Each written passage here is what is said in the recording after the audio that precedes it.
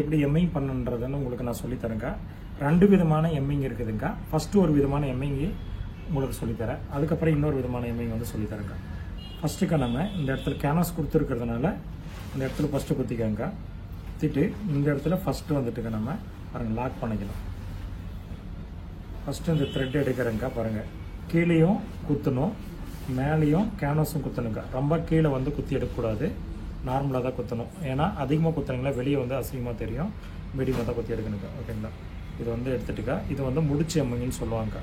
முடிச்சு போட்டு பண்ணுறதுனால முடிச்சு எம்மிங்கன்னு சொல்லுவாங்க. பாருங்கள், ஃபஸ்ட்டு குத்துறங்க. குத்திட்டு கீழே வர த்ரெட்டை எடுத்து மேலே வந்து போட்டுக்கோங்க. போட்டுட்டு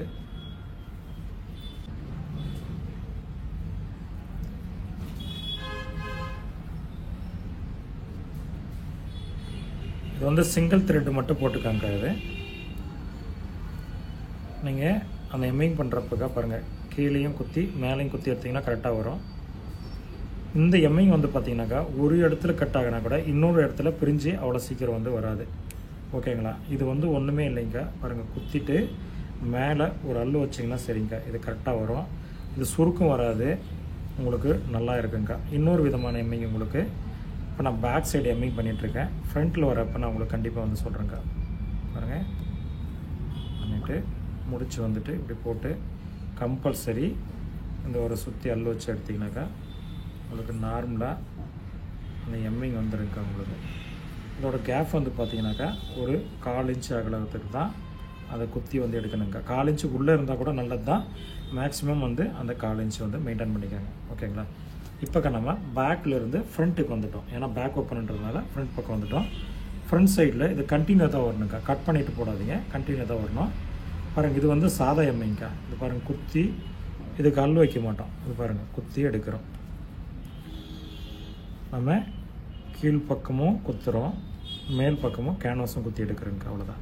பாருங்கள், சிம்பிள் தான்க்கா. இது வந்து சிம்பிளுக்கா. இதில் என்ன ஒரு இதுனாக்கா, ஒரு இடத்துல எங்கேயாச்சும் த்ரெட்டு கட் ஆகினா கூட இது வந்து வெளியே வந்துடுங்க. ஆனால் நான் சொல்கிறதுல வந்துட்டு ஃபஸ்ட்டு போட்டதில் அது வந்து வராது. சப்போஸ் இந்த எம்மிங் பண்ணுறீங்கன்னா ஈஸியாக இருக்கும். ஆனால் இடையில் இது போல் ஒரு சின்ன சின்ன ஒரு இடத்துல இதுமாதிரி லாக் பண்ணிடுங்க. அப்போ கட் ஆகினா கூட அந்த இடத்துல வந்து ஸ்டாப் ஆயிரும். மறுபடியும் நீங்கள் கண்டினியூ நீங்கள் அந்த சாதா எம்மிங் கூட நீங்கள் வந்து பண்ணிட்டு போகலாங்க. பாருங்கள், எடுத்துகிட்டு போகலாம். இப்படி சாதா எம்மிங் பண்ணிட்டு போங்க. ஒரு கொஞ்சம் தொலைவு போயிட்டதுக்கப்புறமா நீங்கள் நெக்ஸ்ட்டு மறுபடியும் அந்த அல் வச்சுருங்க. பாருங்கள், இப்போ வைக்கிறேன், அதுபோல் அல் வச்சுக்காங்க.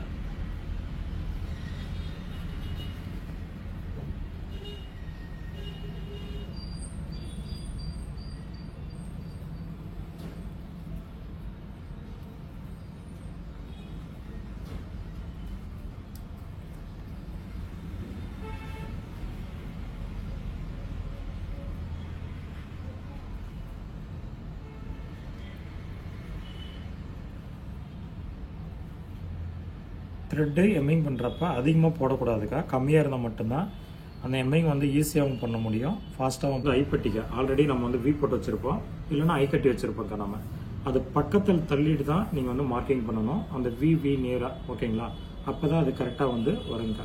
ஃபஸ்ட்டு நம்ம கீழ் மேலே மார்க் பண்ணிவிட்டு நெக்ஸ்ட்டு நீங்கள் அந்த வி ஷேப்புக்கு நேராக மார்க்கிங் வந்து பண்ணிக்கலாங்க. இப்போ நம்ம ஹுக்கு வந்து எப்படி கட்டுறது அப்படின்னு சொல்லிட்டு கையில் வந்து கட்டுறதுன்ட்டு பார்க்கலாங்க.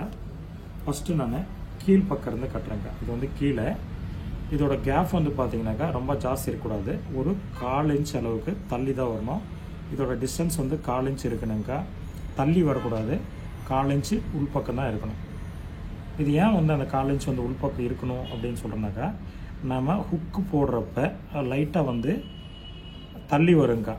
அப்போ வந்துட்டு ஹுக்கு வந்து வெளியே வந்து தெரியாது. அந்த 1/4 இன்ச்சு டிஸ்டன்ஸ் வச்சு கட்டினீங்கன்னா, ஒரே அளவு வந்து கட்டினீங்கன்னாக்கா நீங்கள் ஹுக்கு வந்து வெளியே வந்து தெரிகிற மாதிரி இருக்குங்கக்கா, நல்லா இருக்காது. இந்த ஹுக்கு வந்து எப்படி கட்டுறதுன்னு சொல்கிற மாதிரிங்கக்கா. பாருங்கள், கீழே வச்சுட்டு இந்த பெரிய விரலில் வந்து அமுத்தி பிடிச்சிட்டுக்கா, குத்திட்டு இதுக்கு நீங்கள் முடிச்சு வந்து போடணும். பக்கம் பக்கமாக தான் இதை குத்தி வந்து எடுக்கணுங்க. பாருங்கள், 1 2, அந்த வளைவு எவ்வளோ இருக்காக்கா அவ்வளோ நீங்கள் வந்து ஃபுல்ஃபில் பண்ணணும். இந்த வளைவு இருக்குது பார்த்தீங்களா, அதை வந்து ஃபுல்ஃபில் பண்ணணும். இது நீங்கள் காஜா மாதிரி ரவுண்டாக அழகாக வந்து குத்தி எடுக்கணுங்க. அப்போ தான் அழகாக இருக்கும். இப்போ மேலே போயிடலாம்க்கா. இது ஃபுல்லாக ஆனதுக்கப்புறமா மேலே போங்க. மேலே போயிட்டு ஆல்ரெடி இது கீழே இருக்கிற கிளாத் எடுக்கணும். இங்கே வெளியே தெரியக்கூடாது, நமக்கு உள்பக்கமாக இருந்து தான் தெரியணும். எடுத்துகிட்டு இதுக்கு ஒரு 4லிருந்து 5 டைம் வந்து குத்தி எடுத்துடணுக்கா. எடுத்துகிட்டு லாஸ்ட்டாக பாருங்கள், நீட்டில் குத்திட்டு இது வந்து நீங்கள் வந்து முடிச்சு வந்து போட்டுட்டு நெக்ஸ்ட்டுக்கா நீங்கள் இந்த சைடில் வரணுங்க்கா. இந்த பக்கம் வந்துட்டு சேம் அதே போல் அந்த ரவுண்டு வளைவு ரிங் மாதிரி இருக்குது பார்த்தீங்களா, அது ஃபுல்லாகவே நீங்கள் வந்து த்ரெட்டு வந்து ஃபில் பண்ணணுங்க்கா. அப்போ தான் உங்களுக்கு லைஃப் டைம் வந்து கொஞ்சம் ஜாஸ்தியாக வந்து வருங்க்கா. இல்லைன்னா சால்ட் வாட்டர்லாம் போட்டிங்கன்னா அந்த த்ரெட்டும் போயிட்டு இதுவும் வந்து சீக்கிரமாக வந்து உங்களுக்கு ஹுக்ஸ் வந்து கட் ஆகிறதுக்கான வாய்ப்பு இருக்குதுங்க்கா. அதனால் பாருங்கள், இவ்வளோ கம்ப்ளீட்டாகவே ஃபினிஷிங் வந்து செய்யணும். அப்போ தான் பர்ஃபெக்டாக இருக்கும்.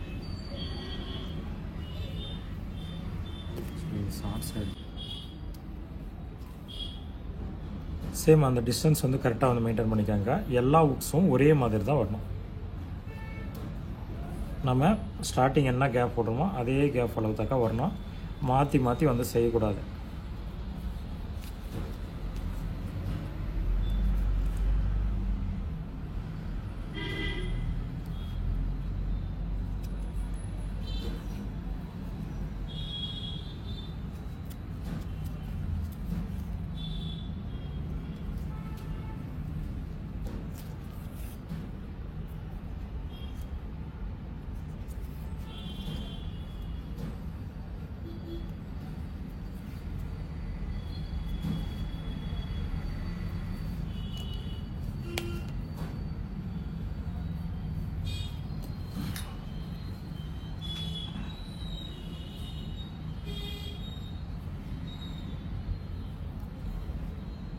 போதும் சரி. அதுக்கு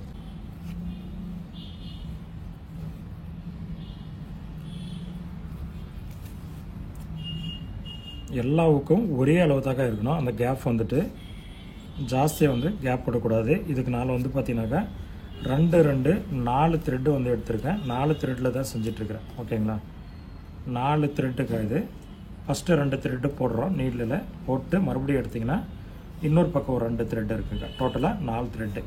4 த்ரெட்டு போட்டிங்கன்னா தான் ஸ்ட்ராங்காக இருக்கும். 4 த்ரெட்டு போடுங்க, 2 த்ரெட்டு போடாதீங்க, அது ஸ்ட்ராங்காக இருக்காதுங்க. அதனால தான். ஒரு நிமிஷம்.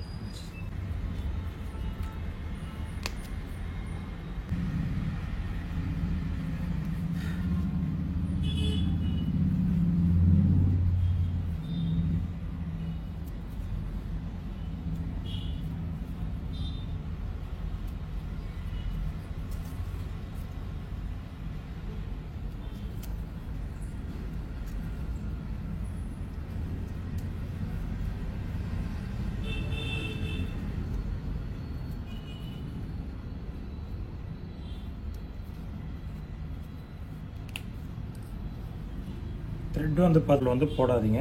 த்ரெட்டு வந்து கொஞ்சம் கொஞ்சமாக போட்டு தான் நீங்கள் வந்து உக்ஸு கட்டுறதா இருக்கட்டும்க்கா, எம்மிங் கட்டுறதா இருக்கட்டும், நீங்கள் வந்து போடணுங்க. அப்போ தான் வந்து நமக்கு ஃபினிஷிங்கும் நல்லா வரும், வேலையும் சீக்கிரமாகும்.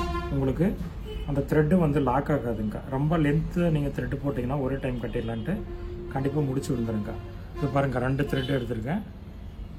2 த்ரெட்டு எடுத்துகிட்டு பாருங்கள், இப்போ எடுத்திங்கன்னா இப்போ 4 த்ரெட்டாக இருங்க. அவ்வளோதான். 2 டைம் பண்ணிக்காங்க நிதானமாக கூட.